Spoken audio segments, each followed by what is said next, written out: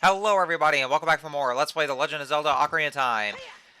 This video is actually going to be yet another kind of a filler video, and it's actually going to be one more. I am so sorry folks, because I know at the end of the last episode I did say we were going to make some more progress and head over to Death Mountain, but I completely forgot there was actually one more thing that we might need to do. And I mean, you know, once again it's optional, it's actually for more heart pieces and whatnot, but for the next one, I'm gonna have to say that this is actually something that would probably make things easier for us, like something that would be actually be recommended. I mean, I wouldn't say it's a requirement per se, but I mean, I'm not quite sure if it actually is though. But either way, this is actually something else that's highly recommended. So, as you can see here, I am galloping over to back over to Lake Hylia, and I'm going over there for, well, actually for a few reasons, and I guess one thing probably being the biggest reason.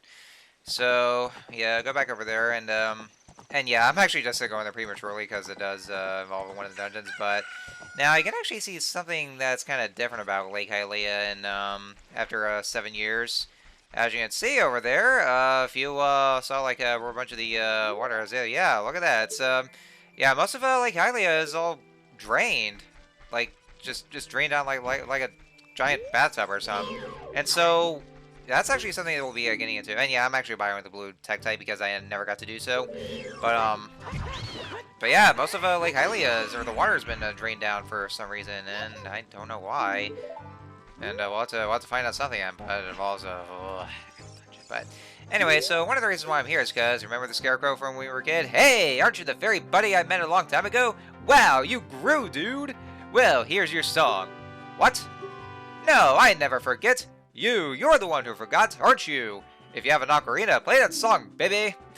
All right, so if you actually recall that when we came back over to meet the Scarecrow as Child Link, and so we played a song for him, and yeah, that was actually the song just for shits and giggles, just like just pressing all the A buttons and the C button, because you know because like you know.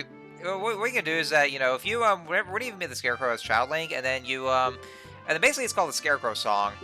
And what you do is that you go to that Scarecrow, and then you play an ocarina song. You have to play up to only up to 8 notes, and it can be like any kind of song that you want to. Like you make up your own kind of notes, or if you're the kind of guy like me that just does some random notes for some silly reason, like one I just did right now, that you can do that too. So you can just play any kind of notes, but it has to be like at least 8 notes, like at least all the eight of the notes.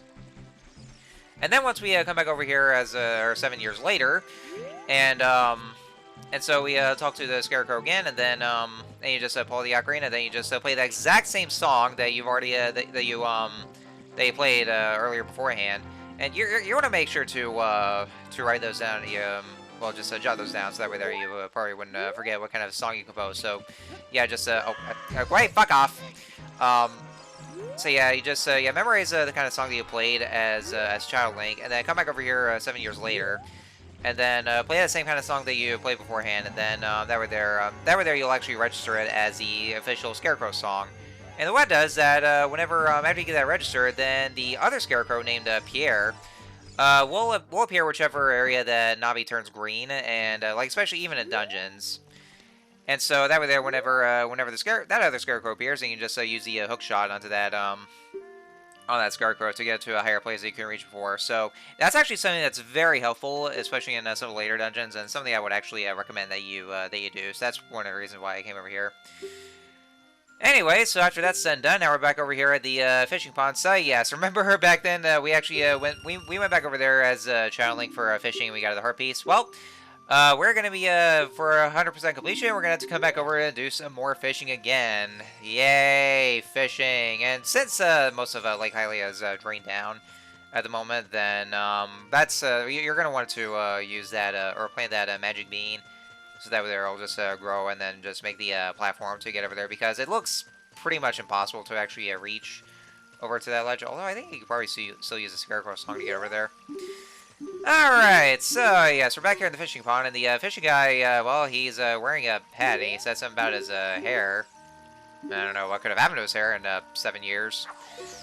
So before you find out, but he says that apparently Link is his only customer, and he was about to go out of business because of that. Oh, wow, no wonder your fishing mechanic sucks, or the whole fishing minigame, because nobody wants a fish. So, I mean, honestly, you can blame him. I don't blame him. I hate fishing as well. I mean, I'm not really saying that only because of, fucking Big the Cat story in Sonic Adventure. But but just in general, I mean, I never really like fishing in general, like, even in real life, because, I mean, it's boring, I never had the patience, and, well, I mean, some of you guys like fishing, you just, either fish with your parents, or, fish with your dad, or your grandfather. That's, if I was really into fishing, that's probably something I'd rather do, not just, like, in a video game, so... Anyway, so if you probably remember how the fishing mechanic works, yeah, it's still exactly the same as Shadow Link, or, 7 years ago. You want to make sure you find the biggest fish, and it's usually right in the center of the pond, and just catch the lure, and then just wait, and just kind of like move around the lure a bit, so that the big fish will feel tempted enough to want to catch it, and then there we go. And the last time we ever fished was, I think the last time we ever caught a 6-pounder. Well, since the fish has gotten bigger in 7 years, then we're gonna want to catch at least something that's a 15-pounder, and so that way there we'll get a special prize. And if we actually just catch some other fish, then we'll probably just get rubies. And ladies and gentlemen, I kid you not, even though you're seeing that the video itself is almost 19 minutes long, the recorded footage that was made while recording this footage, it took me, I kid you not, 50 minutes long, because the fishing minigame just drags. I mean, I don't think I ever got to tell you how much, like what I thought of fishing, but, the fishing minigame in this game, it's one of my least favorite things about this, because, like, especially if you're going out doing 100% completion, and therefore you want to go and find the biggest fish that there is, and, the big fish tends to be a little smarter than the other ones, because the smaller fish, they'll actually just want to bite onto the hook, but the biggest fish here, you're going to want to make feel tempted enough to actually bite into the hook, and it can take a long time if you don't really know what you're doing. Like, you just try to move the lure around just by either pressing A or just by using the analog stick to just move it around a bit. So that way there, the fish will actually, you just make it want to bite into the hook, and it can be a little luck-based, honestly. And so, yeah, that really does tend to take a long time, and, it really drags. It's like, definitely one of my least favorite things about this game. I mean, as much as I love this game to death, this does tend to drag a bit. And, considering that I always do 100% completion for every single one of my playthroughs of this game, then, yeah, I still have to deal with this shit anyway. But yeah, I've always hated this kind of fishing minigame because of because of its design and how it drags. And I'm having the fish get a little close enough, and I could have sworn that, like, the fish is so much closer to Link that normally it was supposed to just to actually just register it as you actually finally catching the fish, because even though it gets so close to Link, but it still doesn't do that because the fish is still trying to get away. So it's like so, like, having to catch it is just still going on. So, like, it's not even getting to the sequence where Link finally catches the fish, but no, it's just still going on. Even if it's getting closer to him, like, because, like, you would think it would just do that right now, or at least Link would actually just reach over just to, grab the lure and just finally catch the fish and just call it a day. But no, it's just still going on. And, when I was recording this, I was really, like, I was really getting like, really impatient and a little bit frustrated. And I was actually sweating when I was doing it. Yeah, there was a lot of sweat that was shedding from me, because I really wanted to catch that fish, because, like, I did a couple of attempts, and that fish actually managed to get away, and it wasn't even close. It wasn't never even close at all to Link, and so I had to leave and come back, and so I really wanted to get that fish, and I was so afraid that was gonna let go, and then I would lose it. So yeah, I was getting pretty impatient right there, and I was really hoping that I wouldn't fail this one, because it's like that feeling that you really want to catch fish, but you're so afraid that's gonna get away, and you have to start this whole shit all over again, and that's the feeling I did not like. So yeah, and I was going like, come on, the fish is close enough. Yeah, see, there we go. Now I got it. I was going like, come on, the fish is close enough as it is. It's supposed to, like, just catch right now. So anyway, we caught it. Now it's a 18 pounder. So yeah, that's one that's at least a requirement. Yeah, the requirement for the special prize is at least a 15 pounder. So yeah, at least we got that right now. And so let's go and present it over to the fisherman. And that way there we go, special prize. Also, whenever you first visit this place as Childlink, if you read the sign, there's these rules. Originally there were only 3 rules, but come back here as Adult Link, the fishing guru added a new 4th rule to this, and it says don't cast your lure over other people. And so what he means by that, well, I'm going to demonstrate that in just a sec, but here's a special prize. This is the golden scale. It's an upgrade from the silver scale, and so that way there we can actually dive underwater for an extended amount of time, and that's actually something that will be more helpful to us. Alright, so yeah, for what he was saying about the new rule about not casting your line over to other people, well, yeah, like I said, I'm going to demonstrate that. There's actually a nice little Easter egg that you can actually do. If you just take your aim just right and cast over to the receptionist. And if I just aim it just right there, you just want to cast it right into the head right there. And oh wait, no, that's I didn't tell right. I think this is one. And oh wait, what? Wait, what? I caught the hat, but like what happened? Is there any sign of zero? Whoa!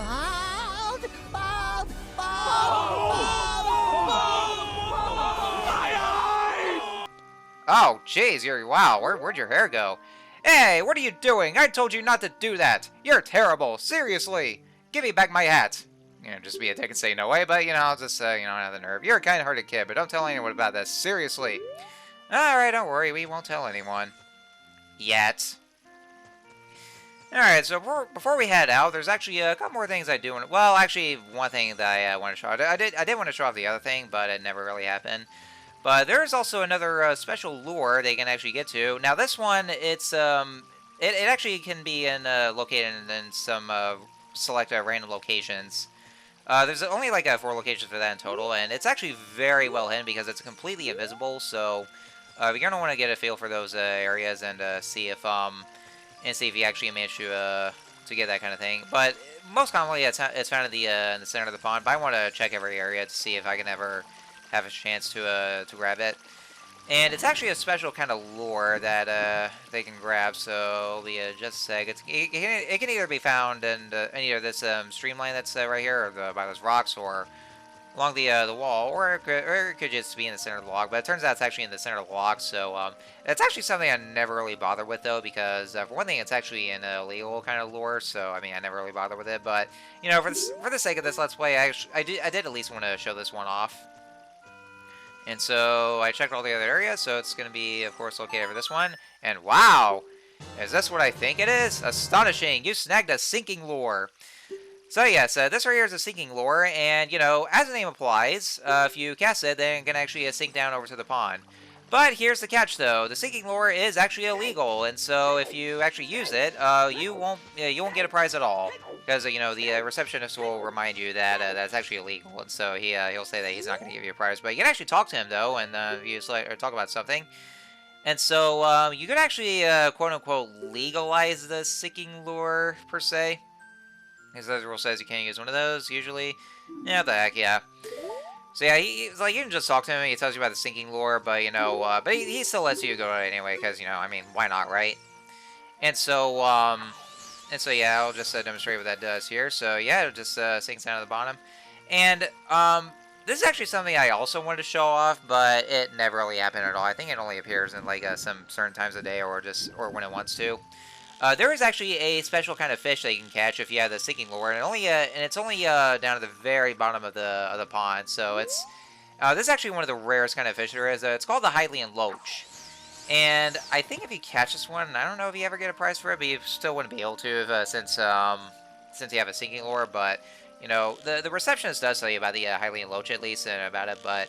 It is a very rare fish, and so, like I said, it only appears, like, at certain times, or, you know, or whenever it wants to. So, I mean, if you ever see it, then you can actually just catch it, but I won't be able to show it off for this LP because, you know, it doesn't appear, and so I kind of wanted to leave this fishing minigame, but I figured I'd just let you guys know that, you know, it's, that's a thing, so, you know.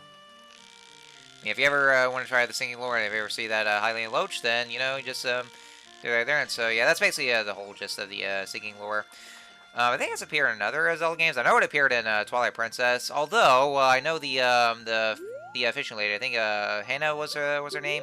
She is apparently very vocal about the sinking lure because apparently it damages the environment because like she's very much like an environmentalist Nazi. So like if you ever use it, like she'll just like she'll get she'll get real pissy with you, and she'll actually demand that she could just get it confiscated. So yeah, that's actually a much I can remember. But I never really bothered with it though because I didn't really do fishing much. I only just went over there for the heart piece and in my other playthroughs of that game. So anyway, so now that we have the golden scale, next thing we're gonna do is go back over to the Lakeside Laboratory. I see that hasn't changed at all, and this guy is still around. And so we want to dive into the water right here, this pool. And if you go down to the very bottom of the floor right here, and that's how the time for diving underwater is extended. And so if you hear that little chime right here, you're gonna want to go in and talk to the professor. It's right there. You may not have noticed, but I've been watching you. You've touched the bottom just now. Fantastic! I'll give this to you. And so with that, another heart piece. And that's 3 pieces of the heart piece so far. Alright, so yeah, we got those couple things out of the way. So yeah, we are finally done with fishing. We've done that as a child link. We have to do that again as adult link, just for the sake of 100% completion. But after that, no more fishing. Just no more fishing. I'm done with fishing. I hate fishing. I don't want to do this anymore. Ugh. Yeah, after that, then I guess the rest is just collecting more heart pieces that we're going to want to get. But yeah, it's definitely for the that Scarecrow song that will be easier for us. At least I actually got to demonstrate better about the whole fishing mechanic and all that. I mean, I know I demonstrated or talked about it in the other episode when we went back over there as a child link, but except that my commentary sucked at that episode, I gotta say, because I don't know what it was. I felt so sleepy and my mouth was all dry, like I was slurring my words a lot, and I just couldn't think of anything to say. Like, I just ran out of things to say. I was suffering like a commentator's block or something like that, or what I like to call it. So, yeah, I really do apologize for that episode. Because, like, after producing that and just, like, with this kind of shit commentary, I was never really proud of it. But I just uploaded it anyway, so, I mean, if you ended up not enjoying that episode because of it, then, I'm really sorry, folks, if that ever happened. It just, shit like that tends to happen. Navi, shut up. I'll get to Death Mountain when I get to Death Mountain. Just be patient. Alright, so one last thing that we're going to do is that if you bomb this tree right here, and the reason why I'm doing that, as you probably might have guessed by now, and yep, there is another hidden grotto that we have right here, which, I mean, you could have detected easily with the, if I had the Rumble Pack, but no. But this is another one of those things that we're going to want to use the, have the golden scale for, because there's one more heart piece that's down right there. You can also wait till later for a certain item, or kind of a gear, that you can get to get this heart piece. That would be a little easier, but I decided to just get that out of the way first. Oh, and also, as you saw right there, is that, if you remember when I was in Hyrule Field, I kept cutting some parts off as a child. Like, that's only because, like, being, having to go around Hyrule Field on foot, and how big Hyrule Field is, then I had to cut some parts out, just just that way there, the video wouldn't drag on for so much. But since we have Epona, we have fast travel around Hyrule Field to make things easier for us. I didn't necessarily have to. I just edit out those parts and just continue on the way through. So that way there, just to make things faster and easier for you guys. Alright, so with that, then, that's all the stuff we did, and that's just about the end of this video. So, next time on Let's Play Ocarina of Time, we are, of course, no lies this time, going over to Death Mountain and see if we can find the next temple to go and awaken the next stage. So, I will see you guys then.